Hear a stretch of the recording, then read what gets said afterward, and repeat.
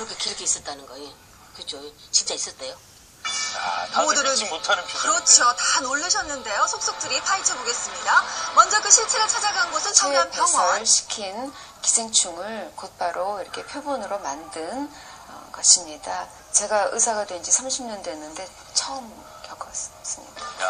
30년 경력의 의사도 놀라게 한 기생충은 이름마저 생소한 광절열두조충. 더 충격적인 것은 감염된 사람이 13살 어린아이였다는 점입니다.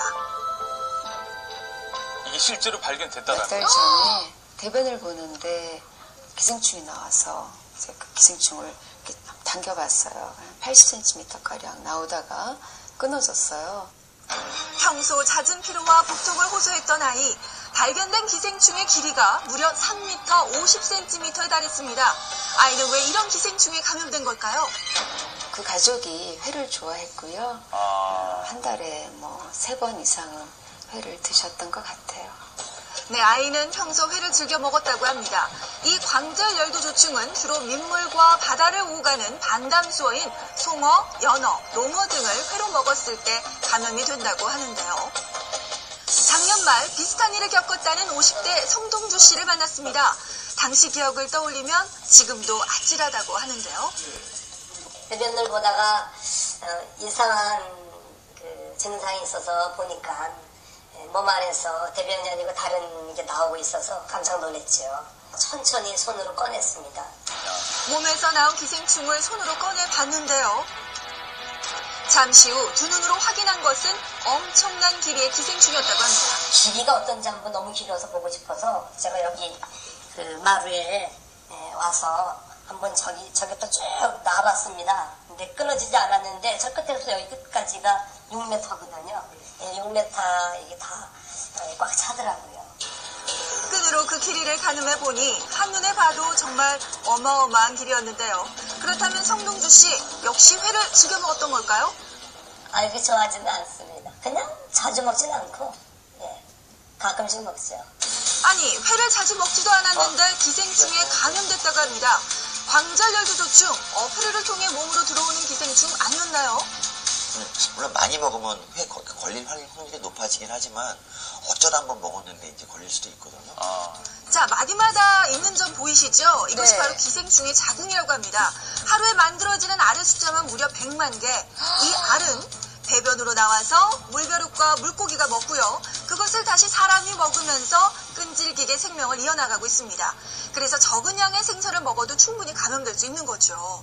사람의 그 작은 창자 끝부분에 이제 기생을 하거든요. 그래서 이 대장 내시경 같은 걸 해도 잘 모를 수도 있고요. 기생충은 소장 끝에 달라붙어 비타민, 엽산 등을 흡수합니다. 이것은 평균 5년, 최대 20년까지 몸속에서 기생을 하는데요. 그 길이만 봐도 국내에선 최고 10m, 세계에선 최고 25m에 달하기도 한다고 합니다. 우리 몸에 나쁜 거 아닐까요? 보기만 이렇게 흉측하지 실제로 굉장히 좀 항상 제가 주장하는 게 착하다, 온순하고 착하다. 그 말이 맞습니다, 사실은. 하지만 이외에도 어패류 속 위험한 기생충 분명히 존재합니다. 그렇다면 우리가 먹는 어패류는 기생충에서 과연 안전한 걸까요? 기생충? 네. 저는 처음 들어보는데요. 차가워서 칭칭했더라도 이게 죽어서 충이 걸릴 수 있으니까 그건 있으니까. 기생충에 대한 상인들의 의견은 제각각이었습니다. 자, 기생충 여부를 확인하기 위해서 주로 먹는 활어, 고등어, 오징어를 수거해봤는데요. 먼저 활어인 우럭입니다. 겉으로 보기에는 아무런 문제가 없어 보이죠. 회로 주로 먹는 활어, 과연 기생충으로부터 안전할까요? 잠시 후 놀라운 광경을 목격할 수 있었습니다. 내장 사이에서 뭔가 꿈틀거리는 것이 발견되는 건데요. 이것이 바로 위벽을 뚫을 정도로 치명적인 고래회충입니다. 진짜 꿈틀대고 있네요. 고래회충은 이제 바다 생선에 되게 많이 있는 건데 멸치에 먹고 어떤 주부가 한 4마리쯤 있었는데 너무 아파서 기절하고 막 그랬던 적이 있어요. 반찬으로 자주 오르는 오징어와 고등어는 어떨까요? 먼저 오징어를 관찰하자 곳곳에서 정체 모를 움직임이 보입니다. 활발하게 움직이는 오징어 속 기생충, 바로 아칸토세팔루스와 이베린 촌충인데요. 다행히 이것은 사람에게 감염되진 않는다고 합니다. 자, 이번엔 고등어예요. 하늘을 봐도 기생충이 많이 발견됐는데요. 이것은 조금 전 활어에서 발견했던 것과 동일한 고래 회충이었습니다. 자, 그렇다면 문제가 되는 기생충 또 뭐가 있을까요?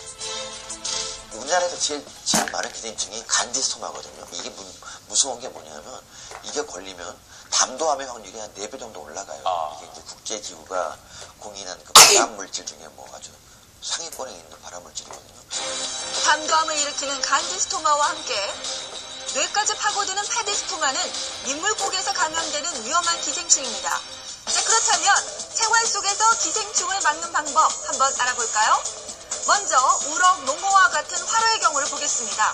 24시간 동안 냉동을 한 후에 서서히 해동을 해서 먹어야 혹시 모를 기생충을 미리 죽일 수 있다고 하고요. 생선을 보관할 때는 기생충이 주로 살고 있는 내장은 최대한 빠르게 제거를 한 후 기생충이 살로 파고드는 것을 막아놔야 된다고 합니다.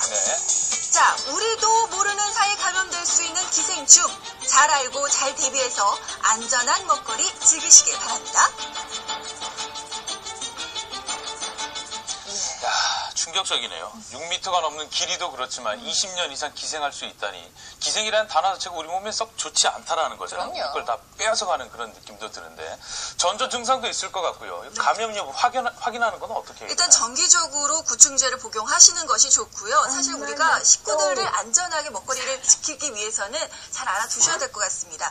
혹시라도 감염 여부가 발견될지 모르니까 수시로 본인의 대변을 확인해 보시는 것이 좋고, 그리고 또 좀 이상한 것이 발견된다 내지는 좀 이상하다, 몸이 깨름칙하다 하실 때는 병원을 바로 찾으셔서 진단을 받는 것이 중요할 것 같습니다. 네, 우리 기생충학 박사가 착한 기생충이라고 했는데 다 착하진 않습니다. 이거는 이제 주로 장에 기생하니까 그렇지만 실제로 간디스토마처럼 간에 들어가거나 또는 폐나 뇌에 들어가게 되면 치명적일 수도 있거든요.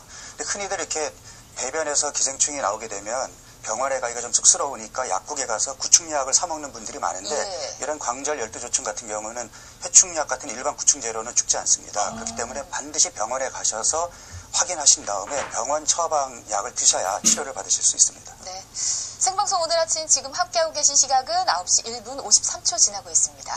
자, 이번에는 한 아들이 죽었는데 그 아들의 죽음